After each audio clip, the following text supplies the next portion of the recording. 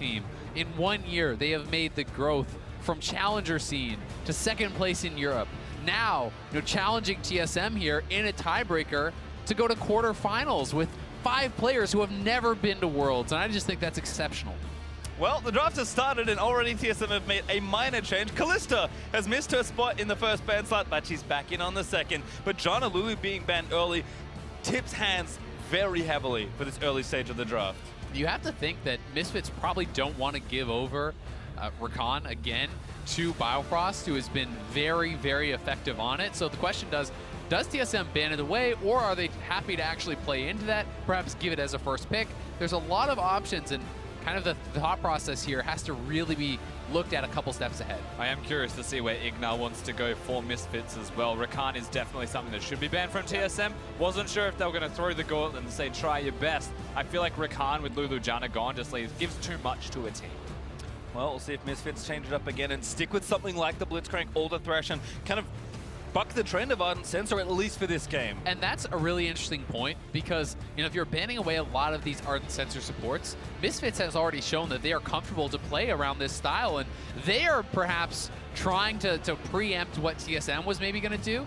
Taking away the Taric, it is an Ardent Sensor support. It's something that Biofrost is comfortable playing.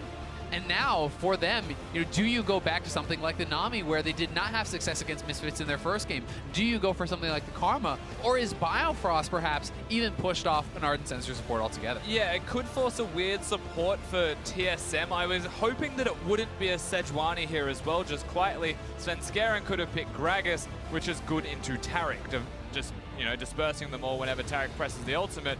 Not going to be the case here. They've changed it up, and very quickly. The trust in Kog'Maw, though, here for TSM. That's their next pick. We could be back into the Nami Kog'Maw once again. This is how Misfits actually beat TSM in game number 1 of their series. Many days ago, last week, they actually were able to defeat that, and famously, DoubleLift starting very kind of greedy play, with the not Warlord's Bloodlust. He goes for the Fervor, he goes for a Cull instead of something with a little bit more HP, a little bit more defensive stats, and they did get taken advantage of, and it was the Gragas of Maxlore that was going bot lane, that was ganking DoubleLift, and they put them very far behind. And I think probably the toughest part for TSM here, with Xayah Gragas taken there for Misfits, is that TSM, they need to know what their support is probably right now, because they're going to keep losing bans in Phase 2 if they don't take it. Yeah, I certainly think they have to lock in their support now. I'm guessing it's Nami or the Karma. Karma is an option as an Ardent Sensor support, and they are going to not go to Nami. I think this makes some more sense. A, because you actually have a little bit more support with those shields.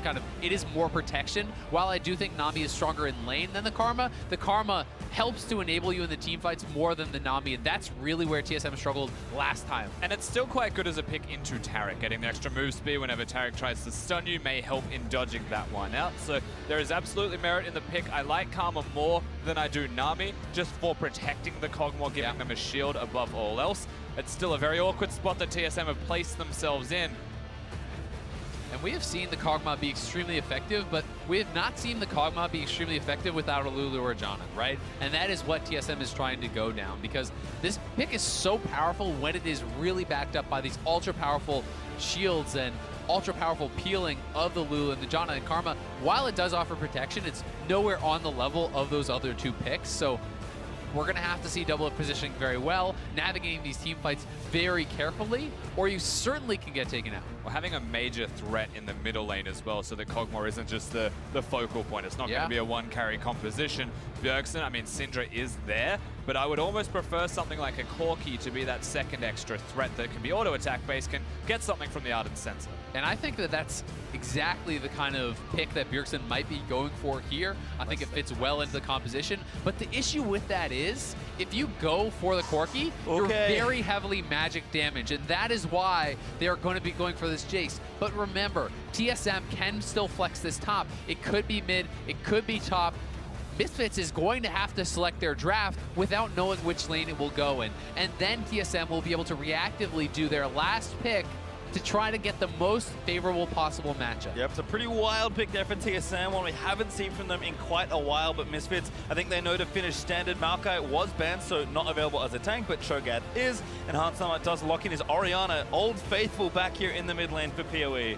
And I just love to see a tank that has heavy engage in the top lane for Misfits, because I think that Taric, when utilizing offensively, when using the ult offensively, you can really force fights and you can get the maximum value out of it. If you don't have a lot of way to start fights, then the other team can kind of disengage when you pop the ultimate and it can become so much less effective. This could be actually Karma mid. I was going to say, I just realized that if they really want to playmaking support for Biofrost, they can change it up. I think this is just Biofrost having fun, though. I think so. It's more likely to see something like the Trundle, even perhaps, in the top lane going over, but it could be the Jayce top. So it is actually going to be Jayce top, Ryze mid. So they're going to have to try to really bully out this Cho'Gath in this 1v1 in the top side. And this is so much pressure put on Hauntzer, because if you cannot get massively ahead of the Cho'Gath, I feel that Jayce pales in comparison to the teamfight effectiveness of the Cho. And TSM wanted this. They banned Maokai and Cassiopeia, knowing Cho'Gath was the only real tank left available. They picked Jayce, flexing it between lanes as well, and they baited Misfits into saying, you can have the Cho'Gath, we want to counter it, we want to beat you in lane. It will beat it in lane very early on. The question is, can Alphari still get to the team fights? And the question is, can Maxlore turn that around, right? The jungle interference sometimes can really make a big difference, and we've seen TSM 0 first bloods in 6 games throughout the tournament. If Jayce gets put behind against the Cho'Gath, if Cho'Gath is able to outpace the damage with early Ninja Tabbies, early Bramble Vest, even the 1v1 can become a struggle. And from there, Jayce offers almost nothing. You must win your lane. Well, coaches will shake hands with each other for the last time in this tournament, as Misfits and TSM are playing a very monumental tiebreaker. I mean, already day one just shook things up with Fnatic's Miracle Run, but as far as impact goes, I mean, 2 regions are really at stake here, both NA and EU.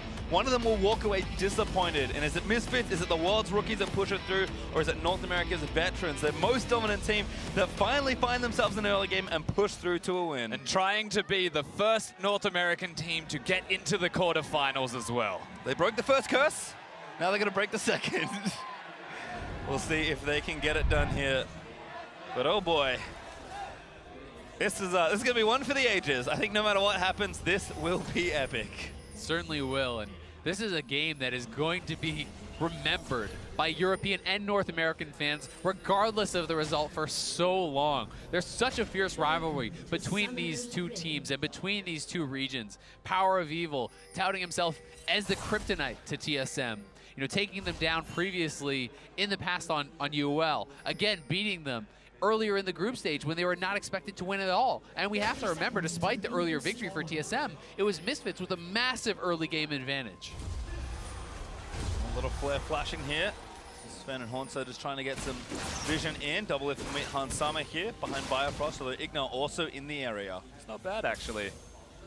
The early aggression. Both will get a recall off and they'll be okay. What we are looking at, though, through the early stages of this game, Hauntzer walks in, tries to find Maxlore at the blue buff, and that's the place we have to start this conversation off with. Maxlore will be on the opposite side of the rift, most likely getting a full leash towards the red buff, means that he'll be slightly ahead of Svenskeren on the opposite side of the map. But with the way TSM are currently posturing, I'm not sure if it's an early blue buff steal at level 1, or if he is going to go back to his red. Yeah, and I'm thinking it's looking much more like that blue buff steal. We'll see what they decide to go for. I think, especially now that he's still here, it is going to try to be that invade for the blue buff steal, and they will try to make an advantage out of that. We'll have to see what the response is going to be, though, from Maxlore. This has been spotted out, so Maxlore can simply go from his red to TSM's blue and try to equalize through that, but jungle pathing does become more interesting in these kind of games. You have to be able to adapt. You have to be able to think on the fly. And if you're TSM, here's the counterplay, right? Your bottom lane's a Karma Kog'Maw. It's going to push in at level 1. You immediately go towards the blue buff, try and place some vision. Maybe you push Maxlore away if he's going to rush single camp, but maybe you can just see him doing that and give Svenskeren extra time for even a gank on the opposite side of the rift. This is also very interesting from Sven, because he's actually basically saying, Maxlore is going to go to my blue, so I will get more from your side of the jungle than you will from mine. And the fact that Maxlore now has gone to this side of the jungle with 2 camps down means if Svenskeren can be defensive in his own jungle, can pick up his own red and blue, then TSM have gotten an early game advantage from the jungle path. Yep, going to cover Hauntzer in top as well. Just smashes down the Scuttle Crab with Sejuani's E damage after the proc. And you can see Hauntzer trying to zone Alphari off the wave. This is a rough time for Cho. It certainly is, and I'd also take a little bit of time to talk about the item and mastery choices from DoubleLift in the bot lane. He received a lot of criticism for the fact that he started Cull, for the fact that he went Fervor instead of Warlords, this very aggressive style, very greedy style, many called it. He is Warlords, he is Relic Shields, so this is more defensive. But Hauntzer going to be getting ganked here. Hits Maxlore here, ready to go. Going to try and power slam out of the way, but doesn't quite get enough distance. Knocks Maxlore back in Hauntzer. I think at this rate, he just knows he's dead. No, a late flash might save him. Dodges the rupture and gets out. Good from Hauntzer to use his melee form first. Close distance, knock Maxlore away out of the targets as well. It was level 3 on the Gragas, opposed to 2 on the Cho'Gath. Uses that and holds the flash for as long as he possibly can. Certainly patient play there from Hauntzer, but even just that helps to equalize the lane so much. This is not an impressive buy from Hauntzer. He comes back with a longsword. He did well to survive the matchup, but now he has to be in this situation where he's a bit scared. He's worried about repeat ganks, and again, you want to be smashing this lane. You don't want to be farming passively. You don't want to be worried about where the jungler is. Well, benefit here is that it looks like Maxwell's about to get 3-buffed by Svenskeren, who did full clear his red side and is now onto this blue.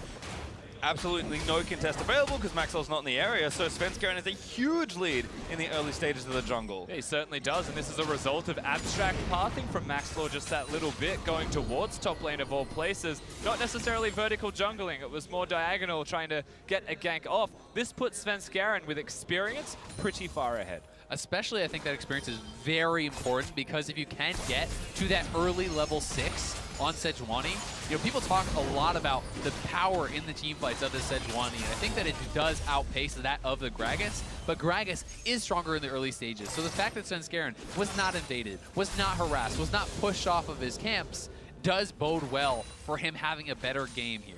Well, you can see Bjergsen farming up in the mid lane, already gone back for the early tier. PowerOfEvil was also done a similar thing with their early lost chapter, so looks like things are going just fine so far. The freeze really nice from Bjergsen, though. The fact that he's actually able to hold those minions will mean he denies a few CS, a little bit of experience at least there in the mid lane from PowerOfEvil on that Orianna. Ooh, root there on Biofrost, nice from Hauntzer, but Poke coming back. DoubleLift actually taking it back, so TSM just happy to push the lane in, get their CS lead for now, although it has been evened up by Hauntzer with that big wave. And then looks like DoubleLift returning with a dagger and a pickaxe as Sven is camping the top lane. Yeah, you can see he's actually trying to protect Hauntzer to allow him to push it in. Hauntzer's out of mana, so Svenskeren essentially needs to be here to prevent any sort of gank. He wants to be there in case the Gragas does show up. This is not really an aggressive move that they're trying to make. All right, you two. IgNar going in. Biofrost going to last hit a couple minions once DoubleLift still returns. Misfits though will take it back. Yeah, maybe TSM can see it though with the ward there, and Sven going to retake control of the left side Scuttle Crab. And a fairly steady early game, barring the one gank that happens in the top lane. Svenskeren doesn't do anything crazy. He just helps Hauntzer get a recall whenever he's able to get a recall. That's surprisingly good from Alphari, but now Svenskeren's going to come back. And they won't expect the Sejuani to be here. He's expecting Hauntzer to go back to base. Again, though, I don't really know if you can actually kill Alphari. He has his flash, it's still low mana Jayce. They are going to try to do something, and Bjergsen is coming up here as well. Alphari hits 6, so this could be bad news. Realm Warp up for PowerOfEvil, but Sven doing a lot of damage to Alphari. It's actually Bjergsen, excuse me. He's on the rise, but not enough. They do get a flash, though. Still a nice roam there from Bjergsen. The wave was pushed up, so he's not really losing anything. They reset the wave, they get a summoner, and I would say mission accomplished there for TSM. Absolutely, and of course, Alphari hadn't shopped yet. So just being on a Doran's shield means he is susceptible to dying to any kind of gank. Bjergsen finds some free time to get up there as well. Doesn't help with his mid lane control, but he's going to be fine with timing to be able to go up there essentially for free. Trade back by DoubleLift actually. Someone getting aggressive though on the Xayah, makes sense. He pulls the feathers back for a bit of extra damage. BF saw there actually for Hauntzer, so certainly has the early win as far as flat AD. Yeah, able to hold on a little bit longer in lane, get that preferential buy certainly will be helpful, but DoubleLift is going to be rushing towards the range play. He has the pickaxe, he has an early dagger, he's going to be looking for that timing, and when you do complete it, you are such a strong point, especially in comparison to Infinity Edge users who generally need a second item. And even the Xayah, while I think you're stronger on one item with the Essence Reaver than you are with the IE, you still really want that second item to get the most from it. So you're starting to get the CDR, you're getting the crit for the mana return. That's where he's the strongest. Yeah, the one big benefit, of course, being the Ardent Sensor to compensate for slack timings will still be relatively strong, but yes, definitely looking for more. As much crit as a man can find. DoubleLift on the other side will spike sooner, as you mentioned, but a lot of that I don't feel like relates to anything directly. TSM, their early game, haven't been all that hot. No, it's been very, very poor. You know, they are probably the worst early game team in the entire tournament so far.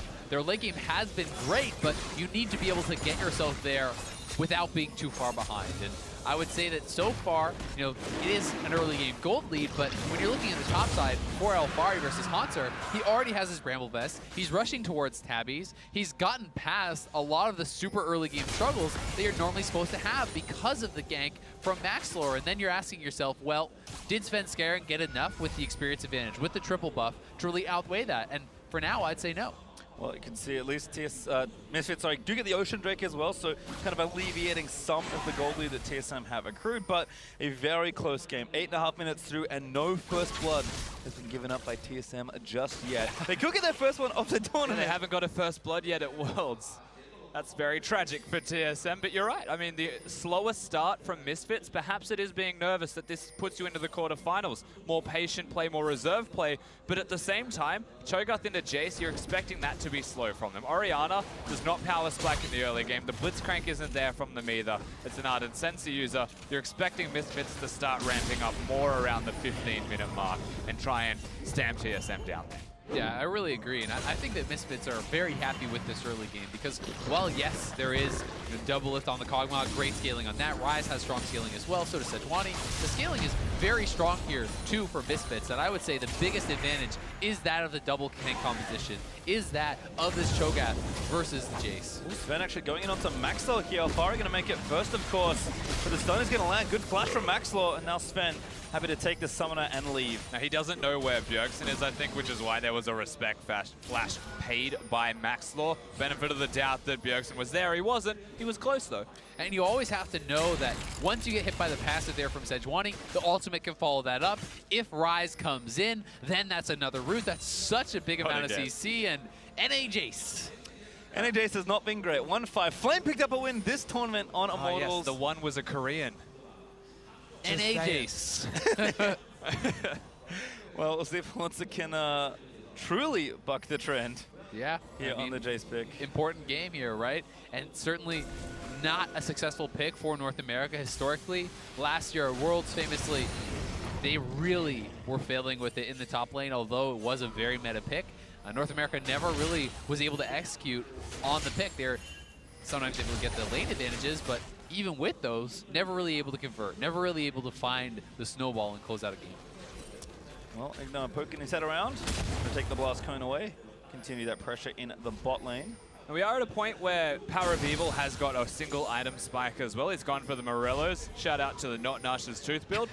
So he's gone for the 20% CDR in a single item. Again, spiking a little bit sooner, lacking in health, but increasing in damage basically from what the build's going to provide from all of the spells. I like that. It gives an opportunity for the team to work around the middle lane pressure. The fact that he can successfully clear minion waves because he's also level 9 and start trying to make a play. This is where it starts to kind of get hard for the Jayce with all this early armor. Hauntzer is sitting there shooting the Cho'Gath, and he's taking a significant amount of damage himself, even though Alphari is not really hitting his abilities. You really start to whittle yourself down, and the amount of sustain on a Cho'Gath can get to the point where you struggle to push him out of the lane whatsoever. Once they're going to try, certainly, although Maxlore has roamed his way back up through the lane to try and get this first blood. Oh, Rupture lands. Hauntzer maybe knows what's up. There's the silence in. Can now flash away. Has to do it quickly. Great flash knock back onto Alphari, but Maxlore, he wants to dive. Ulti's going to push him to safety, and Hauntzer escapes again. Hauntzer escapes again. Well done from him, but Maxlore's pathing has relieved so much pressure. It's actually a CS advantage for Cho'Gath, which is very, very nice. And we haven't seen Svenskeren really unleash the ultimate yet. He is level 8 on the Sejuani, but he's still just kind of farming it up, trying to get vision for his team, playing very passively. And you would like to see him get involved in some of these plays. And it may not have proven successful with the gank, but I appreciate that he went for a lane gank when you saw the vision everywhere except the lane for TSM. So the one place he could have went for a gank, he chooses, and it was mostly successful in that the teleport was used as well as the flash. Alphari can hold on to his. Now that gives a window of opportunity. Certainly does. And you have to give some credit as well to the fact that Sven's earlier topside visit did force the flash out of Gragas, because Maxlore had no flash for this gank, and if he did, maybe that's actually a dead Jayce. Maxlore sticking around for a little while longer, but good ward from TSM spots that. Lane gank attempt from Svenskeren, but here's DoubleLift getting aggressive in the bot side. Stun, not going to land. A Hauntzer going to get rooted up by Biofrost, forced to use the Feather Storm. DoubleLift just walks out from under a Hauntzer though, in onto Biofrost, trying to chip him back away. Lots of damage from both of these teams. Hauntzer gets the worst end of that trade, however. Ardent Sensor for the Karma means they're stronger, and they're trying to push that advantage. Yeah, and they're trying to take this advantage, take it into the jungle here. Bjergsen roaming down. This could be the first major fight of the game. Oh, red buff goes over to Maxlore. Now Early Svenskeren's got to book it, pass his way around the ball, does not want to get shockwaved. Yeah, Sven actually anticipating a very early smite coming out of Maxlore, so tried to preempt it. He tried to time it so that it would come down second, but it's Maxlore who gets the better of him there and takes away the red buff. Yep, most Sejuanis will combo the auto attack when it's at 4 stacks with the smite, so he uses the auto attack and doesn't smite, or then tries to smite at the same time. So there's a mini delay there. It was a bit awkward.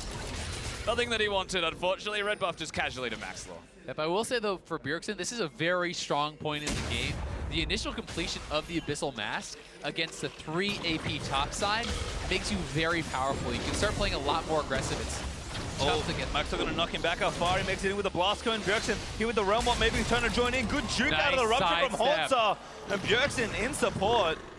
Hauntzer really doing a good job absorbing this pressure, and he's actually building towards a Blade of the Rune King, it looks like, accepting that he cannot rush the armor penetration because the lane has not been as dominant as he would like. He's now going to have to go more for that 1v1 style, the percentage HP damage against this Cho'Gath, and the lifesteal honestly didn't withstand all that returned him. Yeah, it's defensive, it's split push build for Hauntzer. He's going up against the Cho'Gath, so it's a very apt build nonetheless. Just means that his pressure when he's grouping up to siege will be significantly lessened. It's also going to be really hard for him. They could actually be losing a lot of damage on this turret because TSM is on the bot side. Again, Maxlore up to the top side, playing around Alphari, going against the conventional wisdom in this meta of playing only to bot side, and so far so good with this red buff. They may actually be able to just knock down this turret straight up. Looks like Hauntzer just going to concede control, even PowerOfEvil roaming up, so going to just have to make a trade here. It's a rushdown. We'll see if TSM can actually do this with their unsensor, but not even close. No, they're not going to win the trade, but TSM have the numbers advantage. They had the opportunity to keep Svenskeren down here, but with how fast Misfits got that turret down, I don't think they can push for anything further. They'll take the Drake, though. It's a slight edge, perhaps. Yeah, and it's going to have to be one that pays off later, right? With that Mountain Dragon, you don't get any real combat stats. It's about, can you take an objective later with that? Can you rush down a Baron? Can you siege more effectively because of it? And to their credit, you know, in the split push, if Jayce is going to be building something like a Blade of the Rune, Black Cleaver split push style build, that will help him when he pushes up to those turrets. But definitely not the early game that Hauntzer wanted, although I will say DoubleLift is at a really strong point. It does also mean if they group up with Hauntzer around an objective like a Baron, they will take that down incredibly quickly as Bjergsen. Yeah, he knows the shockwave's coming, flashes it. Dazzle also there from IgNar, so good for Bjergsen to get away. And again, such a surprisingly calm early game. Yes, Misfits especially are trying to be proactive, and now onto the Rift Guard, actually looking to make a good leap for an objective here. You can tell the teams just don't want to give away too much early and spend, keep him behind, knows it's there with the ward in the back. Do TSM really want to make their stand here, though? Bjergsen is flashless, and Jayce is on the other side of the map. They have moved up their Kog'Maw, and with that Rage Blade completed and the Ardent Sensor, DoubleLift is very, very strong, but certainly still susceptible to the engages of the Gragas, the Taric, and the Cho'Gath. I guess the decision does go both ways. Hauntzer, the rest of Misfits, they choose not to commit to the Rift Herald. And you mentioned how strong Kog'Maw is. Well, it might be an Essence Reaver for Hauntzer, just needs the Zeal perhaps to start optimizing more as Hauntzer. Oh, good knockback again. Hauntzer already used the flash, so has to try and maybe clear it away, but Face is going to give Alphari first blood. Level 12 Cho'Gath does an awful lot of damage. PowerOfEvil being able to roam, but Hauntzer, no, they're good. Just means the free first blood. Yeah, they get the first blood. TSM looking to try to push up on the top side, but all this attention Hauntzer's way has really limited his effectiveness, and now they stop the base from Bjergsen, and they're actually looking to try to catch him out. Get the Taric stun land. Whoops, out of the way. Good from Bjergsen there to just barely dodge the Dazzle, but again, Taric bot side goes down. I guess Maxlore thought he was Season 1 Gragas in that case, was trying to one-hit Bjergsen. Doesn't work as planned. Means if Bjergsen doesn't have his ult, however, as they go back to the Herald. Continued pressure, perhaps. This might be an overstay. PowerOfEvil could be caught out. He is going to get stunned up by Sven, but no one's going to chase down now. Forcing the flash out of the Sejuani. Alphari does teleport in, and TSM, they're happy with that. Yeah, they do lose the Rift Herald though. They get the teleport, and they're trying to pressure mid. Misfits wants the base, so we'll see if TSM can actually push up and get anything done here. Doesn't look like it though. PowerOfEvil looks for Sven, finds a shockwave, but just a bit of poke damage there. TSM though, they've already pulled off the mid siege, so turret advantage will stay for Misfits. There's a lot of emphasis from PowerOfEvil on using his shockwave just freely to do damage, not to secure the kills in any clutch moment. He knows that the fight had just ended and that there wasn't anything that was going to happen after. The wave was already clear. So he takes a crazy option and just throwing it out. Speaking of bottom lane, guys. Hauntzer again. Alphari looking to chase him down. Bilgewater not bad. Rupture is just barely going to tag him. Team's coming down, but I don't think it's enough for TSM. Maxlore, flash body slam, just going to try and take him down. Alphari with the ult, he gets a second stack. This plan for Misfits is really working out well. Hauntzer is going to have so much trouble finding any sort of effectiveness in this game where Cho'Gath can simply go to the team fights, can take over in that aspect, and really be a threat onto everyone from TSM. I mean, Hauntzer's a bunch of gold away from being relevant even in a split push right now. He's currently staring down Alphari, who has a bunch of armor, and now 2 kills with 2 feast stacks on top of that. He's not dying anytime soon in a 1v1. Honestly, at this point, I don't think he's ever going to be under threat in the 1v1. I feel like with enough armor stacking and enough feast stacks, Alphari at the very least is going to be able to hold even, going to be able to wave clear. And Hauntzer really having a tough time through all this focus, unable to escape there. Not much he really could have done, but you have to wonder, is he getting frustrated, pushing up that far without the vision, not really knowing where the other team is? Well, saw this already from TSM. DoubleLift was very far behind in his early game, and the rest of his team was able to pick him back up. And Misfits are also a team that does well with a lead, and they've managed to build one in probably the most unlikely place. Yeah, definitely a place that you don't want that lead to be if you're TSM on the flip side as well, though. Jayce being potentially irrelevant in that side lane means you may have to start grouping, and then you're grouping against that Cho'Gath. It's the teleport game right now, though, if we're contrasting top laners, where Hauntzer has the slight edge, and it means there's a window of opportunity for TSM. Not a big opportunity by any means, but a chance to make a play. And honestly, at this point, you're almost just hoping that Hauntzer can keep Alphari in a side lane. And if you can have a 4v4 team fight, I think that would be a better chance for TSM right now, because if you get into a full-on 5v5 with the Taric ultimate used offensively, with Shockwave to follow up any sort of initiations onto DoubleLift, I really feel that they will struggle to actually punch through the front line of the Gragas and of this Cho'Gath. And the struggle is only increasing as well. TSM just lost another turret. PowerOfEvil's almost effectively solo pressure through the course of the laning phase does net them the outer turret there. And the vision that Misfits have right now is around 2 different major objectives. They have vision at Baron, they have vision at the Drake. That's kind of absurd. There is nothing TSM can do on Summoner's Rift without phoning into Misfits saying, hey, by the way, we're going to the Baron pit. We also have to remember, Misfits still have a Rift Herald available for the next minute or so they can look to actually pressure and try to crack one of these inner turrets. And I think, again, going back to the scene of the crime here, trying to focus Hauntzer, trying to set up a dive on him when they're so tanky, and then utilize that Rift Herald to knock down the bot tier 2. Well, it's been summoned. So Rift Herald is going to get some damage done here. Alphari actually pushing Hauntzer off. I mean, at this point, Hauntzer, you can see Maxlore hitting that controller. He knows that the jungler is here. His team, again, very late to move over. Biofrost is available, but don't really think they can chase it down. TSM now finally trying to respond, but Misfits' vision that you pointed out earlier, Rusty, is making that almost impossible. This is why you don't give heralds to Hauntzer. You give them to Maxlore. He'll make the plays. He'll actually summon the herald.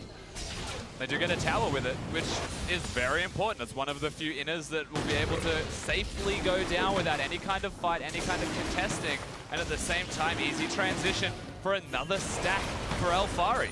Yeah, and he is going to be stacking up very, very quickly.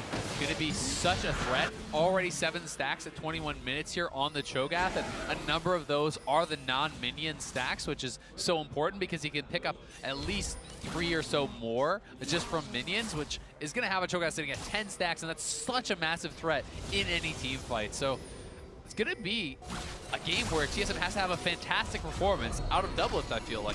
It really seems that Kog'Maw is the only character who's going to be able to put out enough damage to actually punch through these carries. But is DoubleLift set up to be the hero that TSM and North America need? He's got just the Karma protecting him. It's not a full shield, the DoubleLift composition, and he's against the Cho'Gath that is that big. Shockwave, very relevant.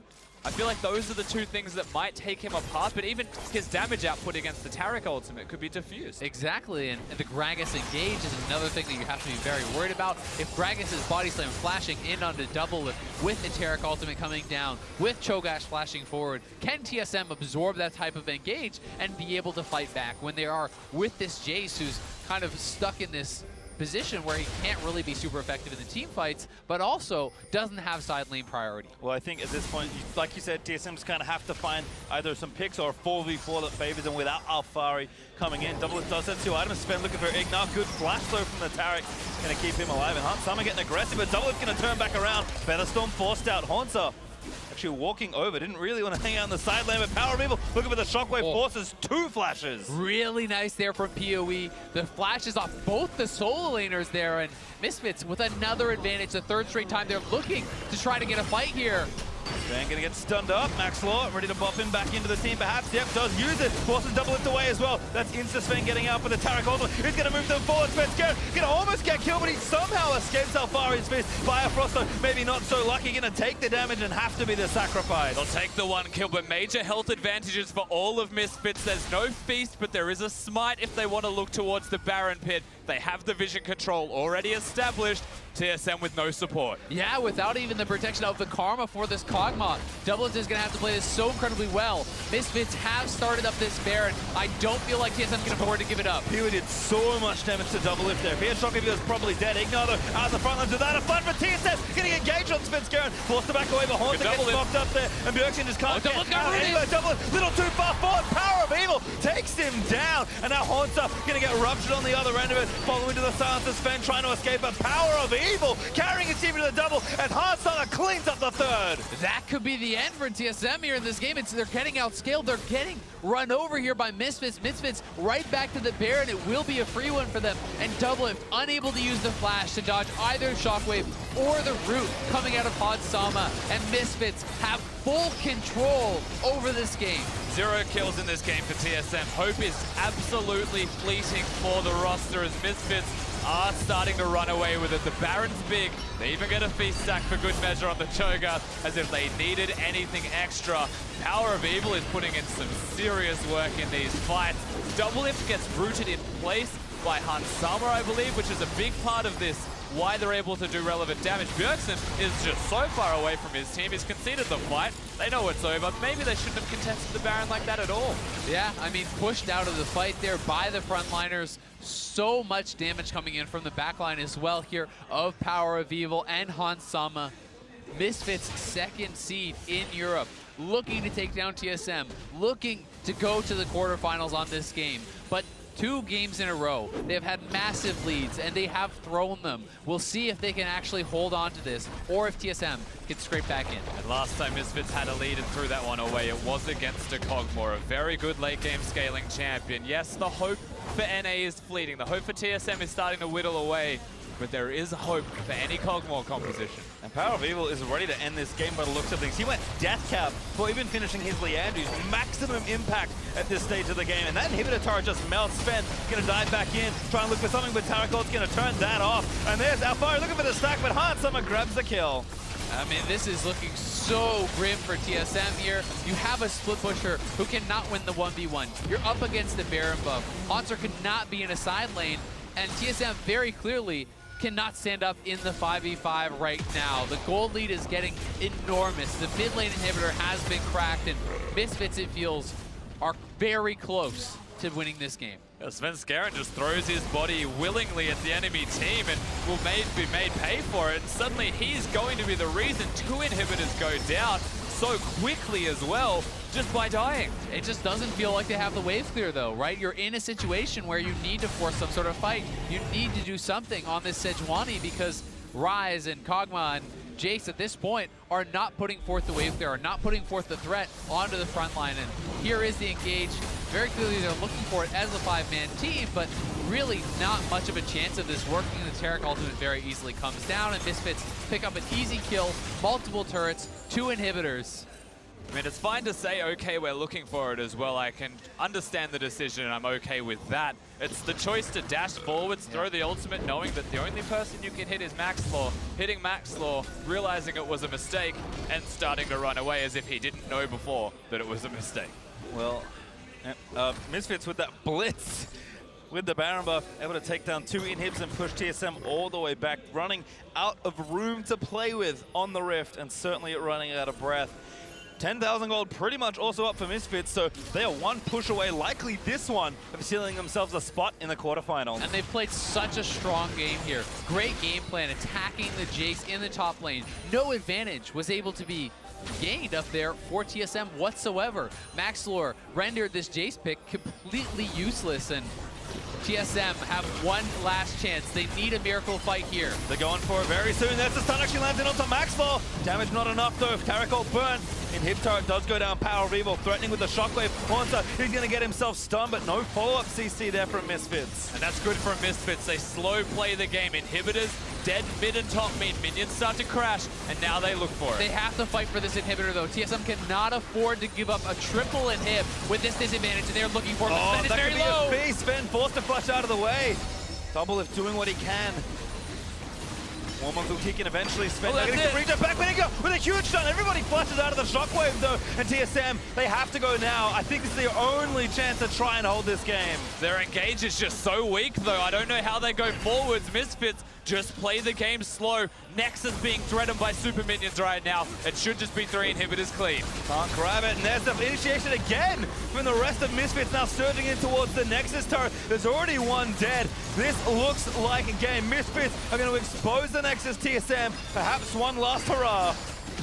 They have to do something now. It's the only chance. You will be just completely run down by the 6 super minions spawning at a time, but Misfits playing it too well, playing so patiently. Alphari with the double Ocean Dragon is regenerating back up, and I think it's all over but the crying for TSM. Yeah.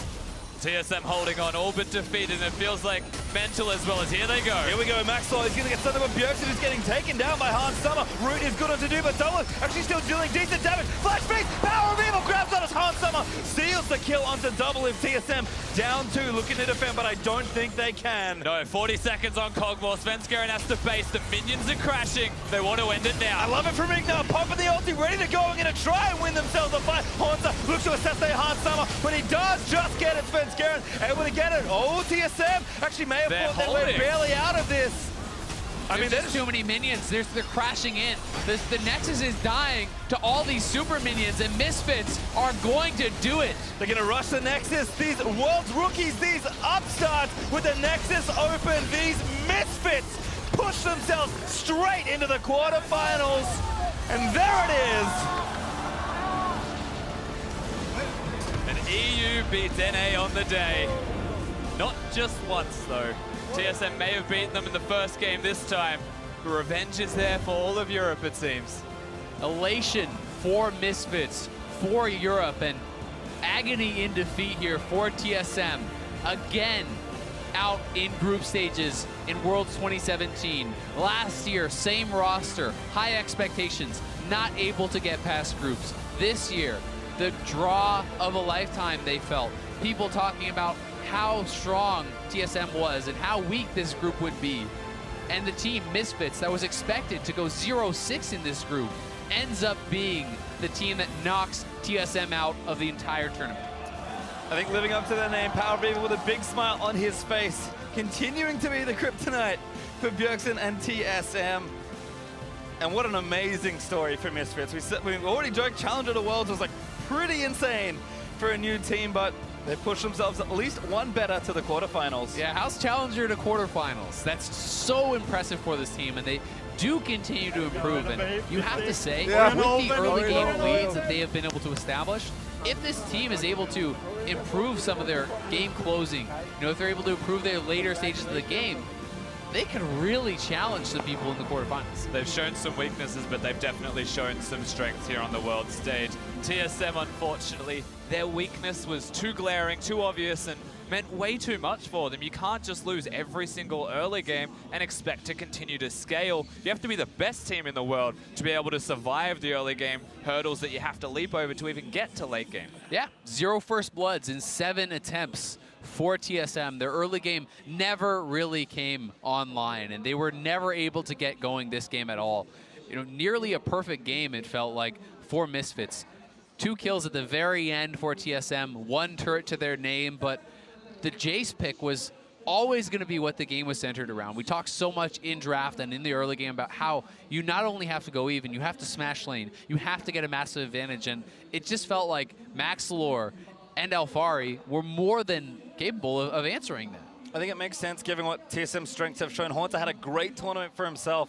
I think giving him a carry, again, like, you can understand the logic from TSM with the way they went in the draft, but Misfits, they outpicked them, they outthought them, and then straight up outplayed them to give themselves this quarterfinal spot. And credit where it's due to Maxlore as well for his decision-making, going to the correct area on Summoner's Rift as well, targeting the Cho'Gath lane to keep Hauntzer down, recognizing that NA's last hope was in that Jayce pick, but NA Jayce proves too strong. Yeah.